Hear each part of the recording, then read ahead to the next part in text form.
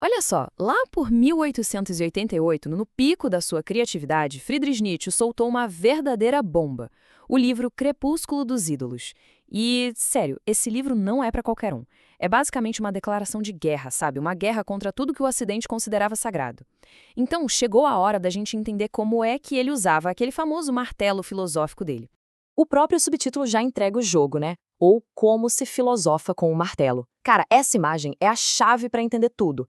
A ideia do Nietzsche não era chegar e construir um sistema filosófico novinho em folha, nada disso. Ele veio para testar, para botar à prova os alicerces de tudo aquilo que a humanidade aprendeu a ver como verdadeiro, eterno e bom. E é exatamente desse livro que sai um dos aforismos mais conhecidos dele, talvez o mais famoso de todos.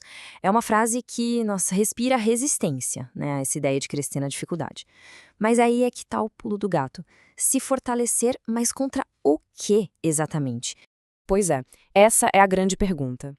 Para Nietzsche, a cultura da época dele era tipo uma galeria cheia de ídolos. Sabe aquelas verdades que ninguém podia tocar, que ninguém questionava, mas que na visão dele estavam, na verdade, deixando a humanidade mais fraca.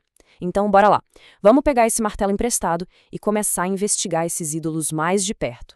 Mas antes de mais nada, é super importante a gente entender que ferramenta é essa. O martelo do Nietzsche, olha só que interessante, não é uma marreta para sair quebrando tudo. Não. Ele mesmo diz que tá mais para um diapasão, sabe? Aquela ferramentinha de afinar instrumento, precisa, delicada, usada para fazer um diagnóstico. E aí que tá a genialidade da abordagem dele. A ideia é dar uma batidinha de leve nesses ídolos e escutar, para ver se eles ressoam, se eles vibram com a força da vida ou se eles só devolvem aquele som oco, aquele som que entrega que eles estão vazios por dentro, que são só uma fachada bonitinha, mas que não se sustenta mais. Então, que fique claro, quando a gente fala de ídolo aqui, não é de estátua de pedra, não.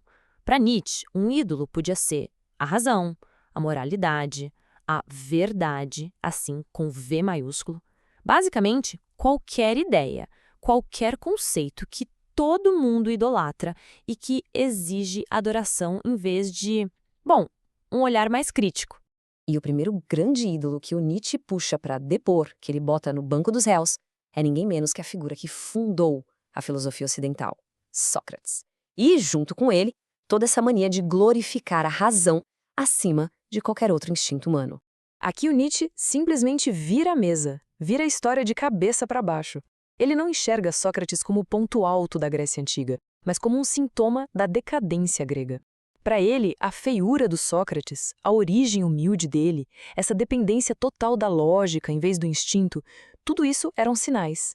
Sinais de que os instintos mais vitais, mais fortes dos gregos estavam perdendo a força. E aí vem o golpe de misericórdia. Nietzsche detona aquela famosa equação do Sócrates, sabe? Para ele, aquilo é a coisa mais antinatural do mundo. Ele via aquilo como uma tentativa desesperada de domar os instintos usando o que ele chamava de a tirania da razão. Na cabeça do Nietzsche, isso não é sinal de saúde, é sinal de doença. Pensa bem, uma vida que precisa ser o tempo todo controlada pela razão já é uma vida que está em declínio, que está enfraquecida.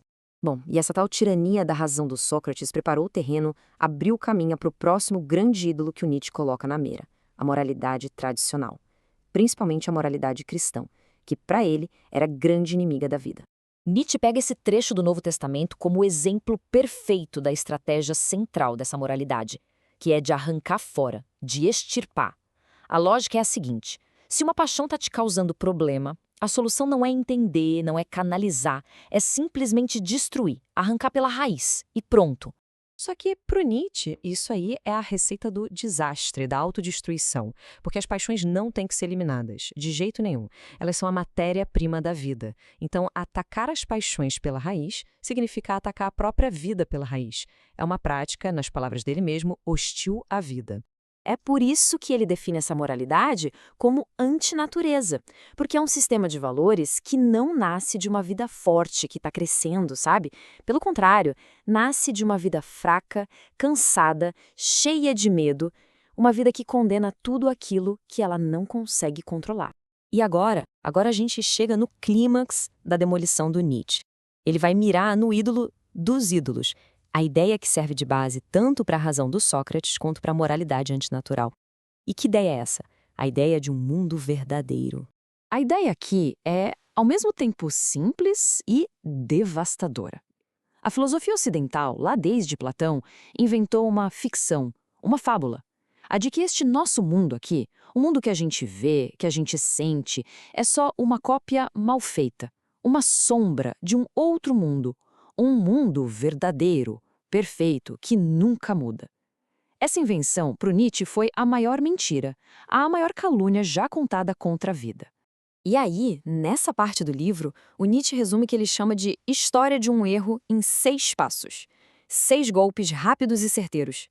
Ele mostra como essa ideia do mundo verdadeiro foi basicamente apodrecendo com o tempo. O que era uma realidade concreta para Platão virou só uma promessa no cristianismo, depois uma ideia bem pálida em Kant, até que, finalmente, se tornou inútil e foi completamente refutada. A cada passo, a ideia vai perdendo força, vai ficando mais fraca, até um nocaute final. Ok, e o que acontece depois? O que acontece quando o martelo faz o seu trabalho e os ídolos se revelam ocos por dentro? O que sobra quando a maior ficção de toda a filosofia é finalmente desmascarada? E é aqui que vem a grande sacada, a virada de mestre do Nietzsche. Se a gente elimina a noção de um mundo verdadeiro, a consequência lógica é que o nosso mundo deixa de ser só um mundo aparente. Pensa só, é lógico. Se não existe mais o original, como é que pode existir uma cópia? E esse é o ponto-chave de tudo. A filosofia do Nietzsche não acaba no nada, no vazio, de jeito nenhum. O objetivo dele, ao destruir os ídolos, era justamente o contrário. Era limpar o terreno, limpar tudo para poder afirmar, de forma total, sem condições, esta vida, a vida aqui e agora, com toda a beleza, todo o terror, toda a dor e toda a alegria que ela tem, sem pedir desculpas e sem ficar se apegando à falsa esperança de um outro mundo.